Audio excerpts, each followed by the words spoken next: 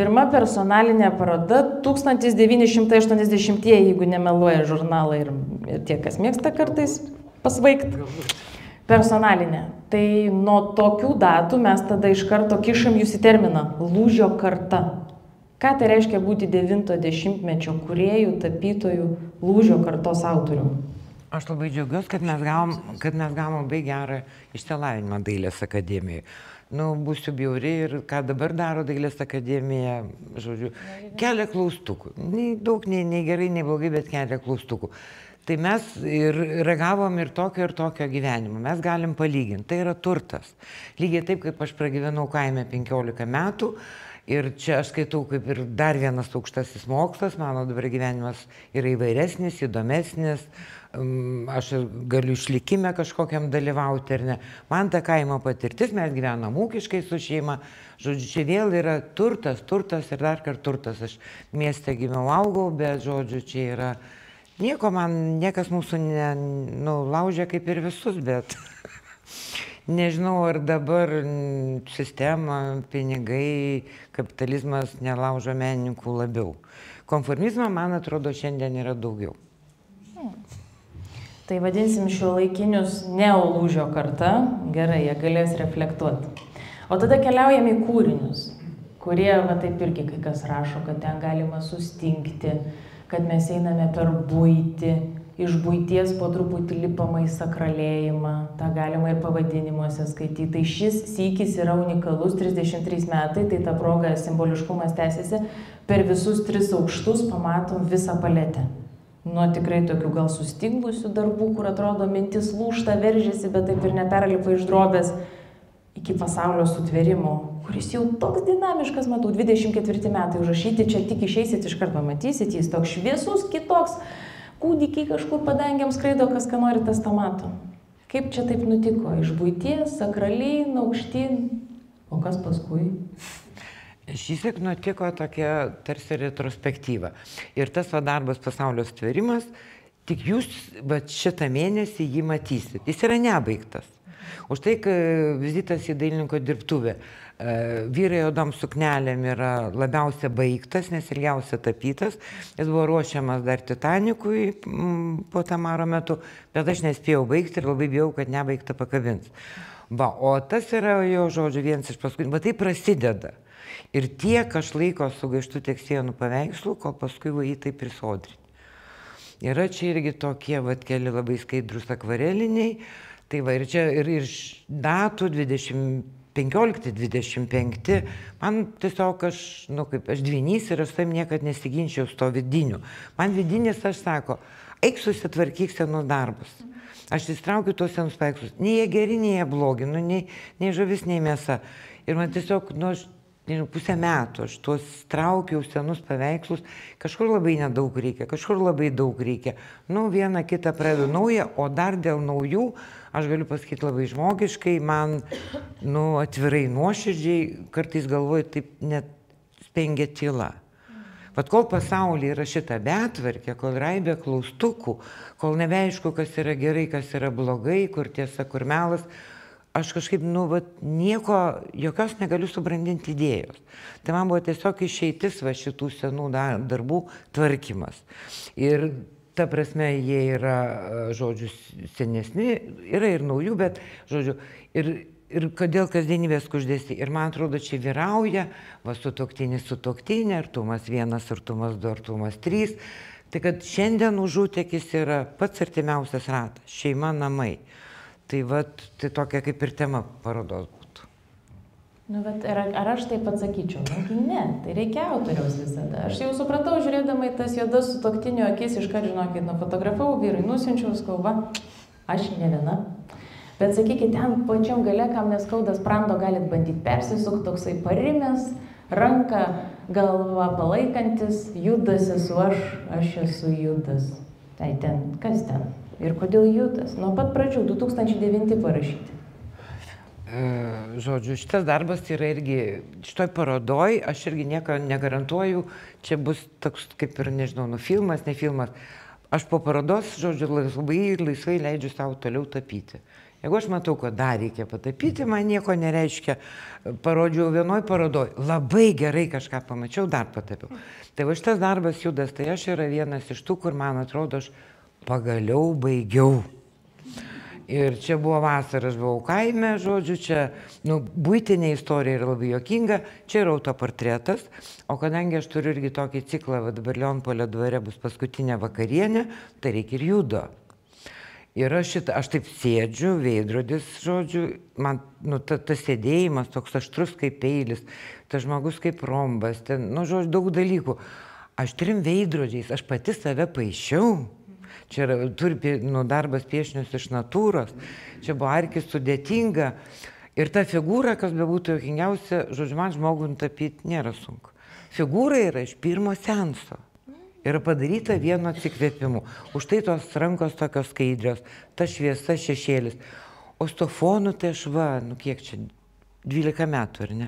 Ir vis ne tai, ir nėra visumos, ir subyra, ir turi viskas susiklijuoti, turi viskas, žodžiu, ir kryžius turi išeiti, ten, daug dalykų yra.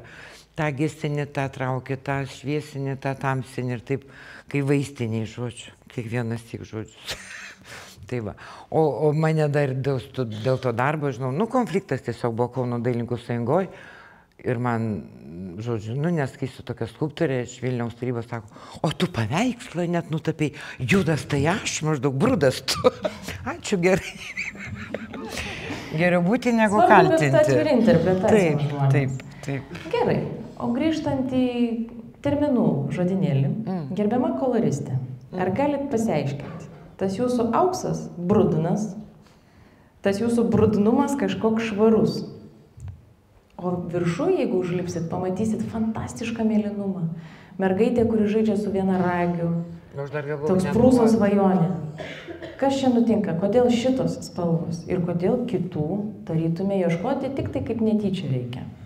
Jau aš Šiauliuose daug kartų aiškinau. Jeigu man gana 2 spalvų, aš 3 neimsiu. Su mėlyna su lengvai susipykus.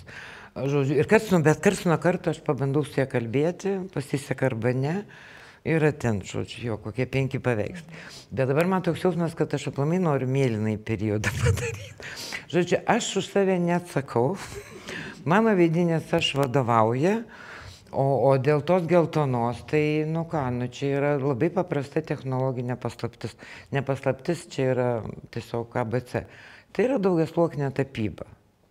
Per vieną sluoksnį tokios spalvos nesidaro.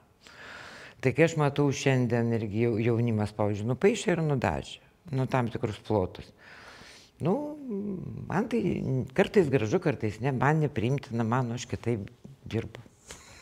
Man patinka ilgai kuistis. O aš noriu paklausti, čia buvo mano asmeninės, taigi, tai pažiūrėjau, pajutau, bet turiu dabar pasitikrinti, ar smegenys sukūrė, ar aš atjaučiau jūsų tikslą. O gal net kuratorinį kokį nors Richardo. Norą polemikos paleisti į eterį. Žodžiu, kai žiūri į kūrinius, taigi jie tarsi sustabdyti kino kadrai. Nebent pradedi žiūrėti labai ilgai. Tada jie pradeda žiūrėti tave ir po truputį juda. Tada suprantu, kad tikriausiai tiesiog kolegos man šviesą po truputį mažina, kad aš iš čia išeičiau ir spėtų renginys prasidėti. Bet kaip yra? Kodėl tai yra kadrai, kurie tarsi sustojo, o kitose pasaulio sukūrimas nebaigtas nabagas, juda, siaučia, sukasi ratu. Kadras čia, ar vis tik tai tuo ir iš jos išdrovės? Aš tokį net priekaištą gavau, žmogus, reiškia, nusivežė pasimatuot paveikslą, sako, ten biški šviesos ant kelio trūksta. Jo, sako, kai vienu apšvietimu gerai, kitų negerai, sakau, tai taip ir turi būti su gera tapyba, tie žmonės ten juda. Renesancija ten turėjo metodą, kad iš vis kur nestovėtų žiūrovas, į ten žiūri akis. Aš paprastai, kadangi aš, tapau žmogų, tai kad nutapyti figūrinį paveikslą, tai turi būti vis tiek, čia ne operetė, ne komedija, drama. Tai aš kiekvienas paveikslas, ne kaip Šekspyras, bet vis tiek turi kažkokią savo visą ištisą dramaturgiją, ir jūs labai teisingai pastebėt. Čia yra tik vienas kadras, bet tam kadre turi jaustis. Taip kaip žiūrim kokios spektaklio nuotraukos, ar ne, jau nusijaust visą kitą istoriją. Pavyzdžiui, tas irgi paveikslas, kur ten moteriškė ant vyruko guli, tiesiai. šita istorija iš vis yra įdomi, sakau, aš ne diktatorė. Aš atėjau į dirbtuvę, labai noriu tapyti, galvoju, irgi eilinį kartą spengia, tai būna. Nėra taip, kad tu kasdien gali čia, žodžiu, šedevrus štampuoti. Ir man staiga pakliuvo, mano dukra labai gražiai paišo, ta kur Anglijai, jos piešinys, tai čia aš su vyru. Ir aš labai stengiausi išsaugoti tą piešinį, paskui irgi tapiau labai ilgai, irgi veidai gana greitai, nu, per vienus tarsi metus. Foną paskui irgi užkimimą. Bet jo, ir labai saugoju jo tai jos piešinį. Tai va, tokių istorijų yra daug, po visais paveikslais. Tai linkėjimai Miglė į Angliją kažkur, ar ne, Kotrynai čia kažkur, dukrai kitai, sūnų net neperduosi, nėra čeko. Kai jūs tapot žmogų, apie žmogų sakė, tai čia kaip 1, 2, 3, kaip sakoma, kaip šuniui išbėgti laukan. Bet, o kaip yra su akim? Nes jos beprotiškai skirtingos visose jūsų darbuose. Mačiau 2 begalvius, vieną raitelį, vieną tiesiog žmogų be galvos. Ir ten akis tarytum atveria iš vis 6 platformą, kaip šnekėt apie šitus kūrinius. Kas jums tos akis? Gerai, ką jūs jam sako? Ką jūs man sako? Vienų tai išsigandau. Kitos labai viltingai žiūri ir aiškina, kad net jeigu netekai galvos nieko čia tokio, įstringai gyvenk toliau. Nu, čia kiekvienas tik yra kitaip, aš nežinau, labai ilgą laiką aš iš vis kaip ir bijojau tapyti akių, tai man atrodė, kad jie atgal į save žiūri, ten, žodžiu, buvo tik vyzdžiai ir nebuvo baltymų. Nu, dabar jau tos akys labai įvairėja, užsimerkęs, atsimerkęs. Čia irgi nuo temos priklauso, nuo paveikslo, kartais reikia, kad jis žiūrėtų, žodžiu. Yra 2 ar 3 paveikslai tokie iš ankstesnių, kur tiesiog pygina į žiūrovą. Dirigentas toks ir didysis inkvizitorius, žodžiu. Čia vėl, nu, akis pratęsia, vėlgi tos dramos dalis yra. Ir labai įvairu yra. Čia, žinot, mes kalbam su tokia mintim, mes dabar pakalbėsim, kažkas jums užkris, tada jūs išeisit, grįšit apžiūrėti šitą parodą ir gal tada savo akimi vertinsit tai, ką dabar girdėjot. Ir ypač tas akis, ir ypač scenas 3. aukšte, kur jau jūs nieks nebežiūrės, kur jau jūs žiūrėsit kaip žiūrovas iš šalies, įleisti į labai intimės situacijas, kur ir angelas suklupo ir reikia dabar jam padėti, ir kur mergaitė įsileidžia į savo kažkokį jaukų mėlyną susipykusi žaidimą. Ir žinau, kad aš jau laiką čia valgau be sotės, bet, nu, žinot, kaip smagu pakalbinti autorių. Bet aš turiu tokį vieną šokiruojantį, fantastišką, pritrenkiantį su jubiliejais siekiantį klausimą. O Čiurlionis toks yra. 150 metų, minim visą šalis, keliam vėliavas, atidarom parodas visam pasauliu, vežam, ką tik galim. O jis mums dabar aktualus, reikia švęsti tokių autorių metinės, tokius spalvinius sprendimus. Kur jum yra dabar Čiurlionis ir kur jis turėtų būti jaunai kartai? Aš pradėsiu nuo to, kad kai, žodžiu, esu dirbu Čiurlionio galerijoje kokius metus. Netikėta. Jo, jaunesniuoju moksliniu bendradarbiu. Ir pasakysiu irgi visai atvirai, švęsti be abejo reikia, jaunimui irgi rodyti reikia, pasakoti reikia, gilintis, analizuoti. Bet aš irgi esu vienas tik dalyvavusi edukaciniai programai. Mano bičiulė, irgi aš muziejų dirbau edukatorė, pasikvietė, sako, ateina Naujalio meno mokyklą. Nu, sako, padėk sublizgėti. Nu gerai, mes ten sugalvom super tą praktinę dalį, kad ten visi krito negyvi, žodžiu, iš džiaugsmo. Ir ruošėmės, ten labai daug ruoštis reikėjo. Ir man tada Daiva sako, tai tu čia, sako, pasėdėk, aš pravesiu ekspoziciją, o tada, sako, tada mes pas tave atvečiasi vaikus. Sako, aš netokia durna, aš irgi einu. Ir, žodžiu, jinai yra moteris su 2 išsilavinimu, baigus smuiką ir meno istoriją. Aš žinau, va tada man tikrai, žodžiu, aš buvau nustebinta, kaip jie aiškino Čiurlionį. Kaip jin ten atrado visas tas muzikinės dalis ir viską. O mano asmeniškas santykis, žodžiu, yra labai paprastas. Aš esu jau, žodžiu, už nieką neatsakinga, jokiose varžybose nedalyvauju, amžiuje moteris. Ir man dabar yra įdomus tie autoriai, iš kurių aš galiu pasimokyti. Asmeniškai savo, pas Čiurlionį, aš nieko negaliu pasiskolinti, pasimokyti. Tai mano šiandien mokytojai irgi tada drąsiai nuoširdžiai pasakysiu, yra Sauka ir Paukštė. O aš turiu 2 mokytojus, iš kurių aš mokiausi tapybos. Tai yra, jie, kaip bebūtų smagu, jie yra mano kursiokai.